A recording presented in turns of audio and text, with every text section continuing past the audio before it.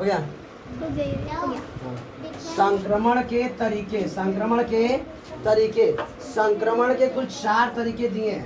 पहला वायु, दूसरा जल, तीसरा मक्खी या मच्छर और चौथा है कि डायरेक्ट द्वारा, मतलब डायरेक्ट छूने द्वारा। तो छूने द्वारा उसको क्या लिख देंगे हम लोग?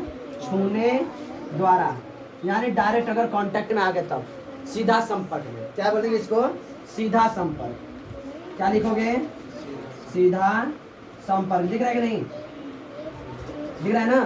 क्या बताओगे कि संक्रमण की, यानी कोई भी बीमारी जो संक्रमित बीमारी, क्या है? ऐसी बीमारियां जो संक्रमण बीमारियां हैं, यानी संक्रमण रोग है, यह किसी बीमार व्यक्ति से स्वस्थ व्यक्ति में 4 तरीकों द्वारा फैल सकते हैं। और भी कई तरीके हैं, लेकिन जो मेन जो है वो 4 तरीके हैं। कौन कौन से? पहला वायु के द्वारा। वायु में क्या होता है? इससे अभी हम एग्जाम्पल दिए कि क्या होता है। मान लेते हैं यहाँ पर हमें सर्दी खांसी जुकाम बुखार है, हम यहाँ पे छींक दिए, तो वायु में क्या होंगे कि उस जीवाणु के उस रोग के जीवाणु इस वायु में पूरी तरीके से क्या होंगे? फैल जाएंगे। और जब तुम सांस लोगे तो वायु के द्वारा तुम्हारे शरीर के अंदर चले जाएंगे और तुमको बीमार कर देंगे। तो पहला क्या हुआ? वायु के द्वारा क्या होते हैं? संक्रमित बीमारी क्या होते हैं? बीमार व्यक्ति स्वस्थ व्यक्ति में फैलते हैं। पहला समझ आया?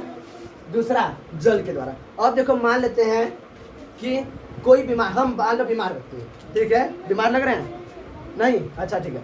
मान लो हम बीमार व्यक्ति हैं, तो हमें कोई बीमारी है, तो हम कोई जल पी लिया आधा और आधा पी के रख दिए हैं।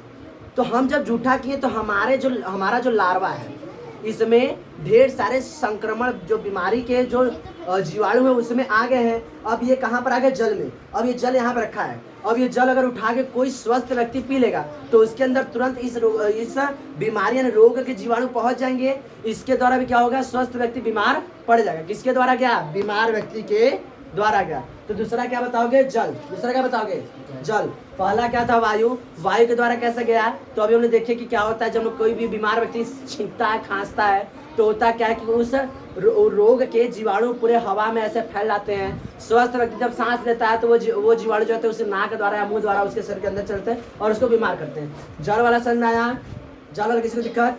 सही है। तीसरा मक्खी या मच्छर द्वारा। मक्खी या मच्छर का हम एग्जाम्पल बताते हैं। होता क्या है? देखो, मक्खियां जो होती हैं रोगों को फैलाने का सबसे बड़ा कारण होती है। जैसे होता क्या है कि जो व्यक्ति बीमार पड़ जाता है,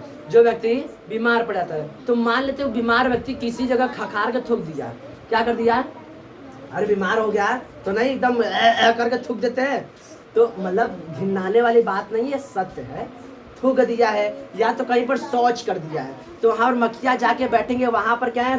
उस रोग के जीवाणु वहाँ पर रहेंगे, जाएंगी वहाँ बैठेंगे उसके पैर में। कहाँ पर? उनके पैरों पर उस रोग के जीवाणु बैठ जाएंगे और वो तुरंत उड़ कर आएगी फुदुक फुदुक करके, जहाँ पर तुम्हारा खाना है, भोजन जो रखा हुआ है, अगर वो ढका नहीं है उसी पर जाके बैठ जाएंगे, उसी पर क्या होंगे? बैठ जाएंगे। अब जो रोग के जीवाणु है कहाँ से? उस गंदी जगह से कहाँ पर आ गए? तुम्हारे भोजन पर। अब यही भोजन हम लोग खाएंगे तो क्या हो जाएंगे? हट्टे कट्टे पहलवान हो जाएंगे? नहीं, क्या हो जाएंगे? बीमार हो जाएंगे। इसलिए कहा था कि भोजन को ढक कर रखना चाहिए। बात समझ रहा है? मलेरिया और डेंगू का देखे थे, मलेरिया डेंगू आता है तो हम लोग मच्छर के द्वारा ही फैलते हैं, बताए थे। हाँ, दोनों फीमेल थी फैलाने वाली। बात समझ रहा है? हाँ। किसी को दिक्कत? मक्खी और मच्छर में। अगला डायरेक्ट छूने के द्वारा। अब मान लेते हैं कि बीमारी है, मान लेते हैं हमें कोई बीमारी, फिर से हम लोग सर्दी खांसी जुकाम बुखार पाते हैं, क्योंकि ये सब बीमारी ना बहुत तेजी से फैलते हैं। अब मान लेते हैं हमें जुकाम हो गया तो बहुत से लोग का आदत होता है इसे छीन के डायरेक्ट इसे हाथ मिला लिए, पहुँच के मिला, डायरेक्ट कॉन्टैक्ट में आ गए। क्या गए? डायरेक्ट कॉन्टैक्ट में आ गए। तो इससे बीमारियां बहुत तेजी से फैलते हैं। इसलिए जब कोरोना आया था तो क्या कहते हैं? 2 गज की दूरी और मास्क है जरूरी। तो ये क्या होता है? ये कांटेक्ट में आने से बीमारियां फैलती हैं। तो हम लोग को देखें कि संक्रमण बीमारी के फैलने कितने तरीके थे? 4। पहला वायु, देखे कैसे फैलते हैं। दूसरा जल, तीसरा मक्खी या मच्छर और चौथा क्या है? डायरेक्ट यानी सीधा संपर्क में आने से। बता इसमें संक्रमण के तरीके। अच्छा, यहाँ तक किसी को समझने में कोई दिक्कत? हाँ। नेक्स्ट हम लोग देखेंगे कि कैसे हम लोग बीमारियों से बचाव, कैसे हम लोग बीमारी से बच सकते हैं। इसमें किसी को समस्या है? इसको फ्लो चार्ट किसी तरह लिख लो। चलो ध्यान दो। नेक्स्ट हमारा टॉपिक है रोगों से बचाव। रोगों से हम लोग कैसे खुद को बचा सकते हैं। तो देखो, हम कुछ घरेलू नुस्खे अपना के आसानी से खुद को रोगों से सुरक्षित कर सकते हैं। जैसे हम लोग कहीं पर दूषित जल, मतलब कोई भी अगर बारिश हो रहा है तो बारिश के जल को कहीं पर इकट्ठा होने न दें। अगर इकट्ठा अगर जल नहीं होगा तो वहाँ पर मच्छर नहीं जन्म लेंगे, मच्छर नहीं जन्म तो वो डेंगू मलेरिया बीमारी जैसी बीमारियाँ नहीं हो पाएंगी। ये एक तरीका होगा। दूसरे तरीके क्या हो गए, हम लोग को भोजन हमेशा कैसा रखना चाहिए, ढक के रखना चाहिए।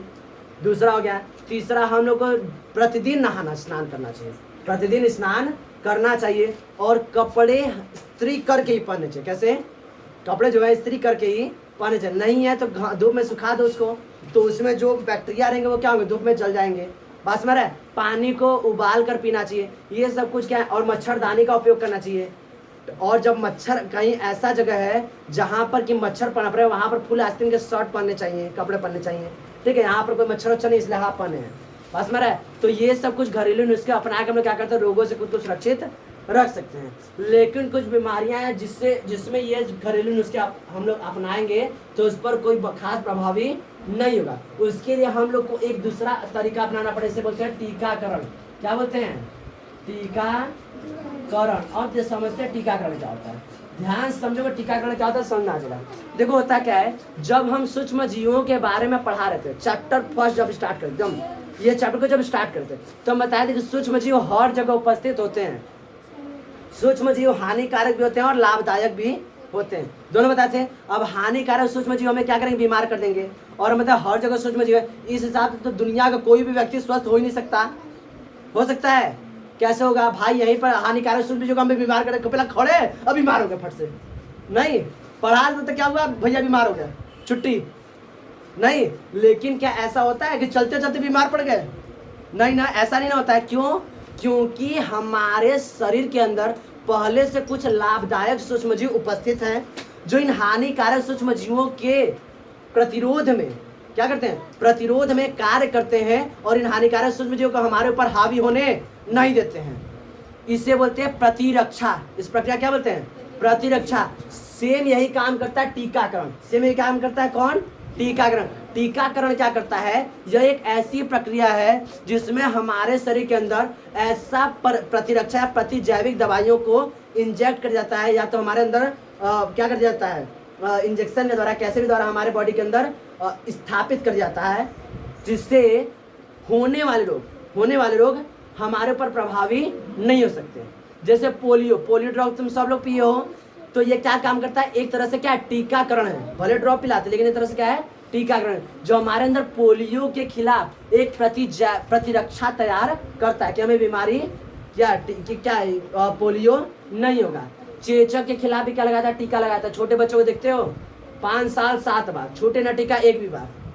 सुने होगे ये ऐड, अब क्या नाम है तुम लोग समझो अपना, लेकिन ऐड ये प्रचार तुम लोग सुने होगे कि टीकाकरण लगाया था। तो टीकाकरण क्या होता है, क्या समझाओगे कि टीकाकरण एक ऐसी प्रक्रिया है जिसमें हमारे शरीर के अंदर वह प्रतिरक्षा तैयार की जाती है जो किसी एक निश्चित होने वाली बीमारियों से हमें रक्षा करती है। हर बीमारी से नहीं, लेकिन किसी एक निश्चित होने वाली बीमारी से हमें क्या करती है, रक्षा करती है। इस प्रक्रिया क्या बोलते हैं, टीकाकरण। बात समझ में आ रहा है, टीकाकरण किसे कहते हैं, हमारे बॉडी के अंदर पहले से कुछ ऐसे लाभदायक सूक्ष्मजीव हैं जो हमें सुरक्षित रखते हैं, लेकिन वह हर समय काम नहीं आएंगे। उसके लिए में क्या होगा, एक्स्ट्रा। जैसे भाई मान लेते हैं तुम लोग खाना खा रहे हो, तो ऐसा नहीं कि अब नहीं खाना खाओगे तो 1 घंटा में तुम बेहोश रहोगे, लेकिन 1 घंटा बाद भूख लग जाए तो खाना खाना पड़ेगा ना।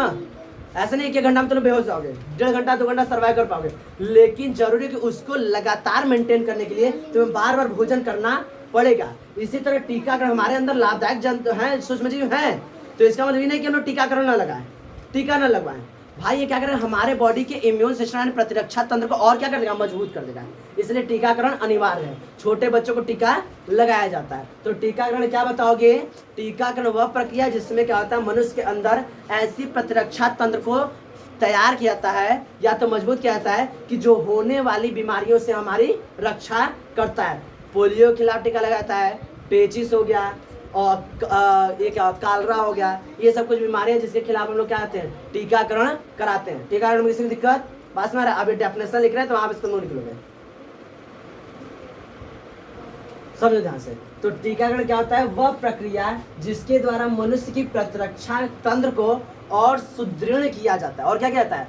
सुदृढ़ किया जाता है। इस प्रक्रिया क्या कहते हैं? टीकाकरण कहलाता है। टीकाकरण किसके खिलाफ? तो क्या होता है? कुछ बीमारी से चेचक, क्षय रोग, पोलियो आदि ये बीमारियां हैं या रोग हैं जिनके खिलाफ टीकाकरण कराया जाता है। किसी को दिक्कत टीकाकरण समझने में या रोग से बचने का उपाय है ना? किसी कोई समस्या?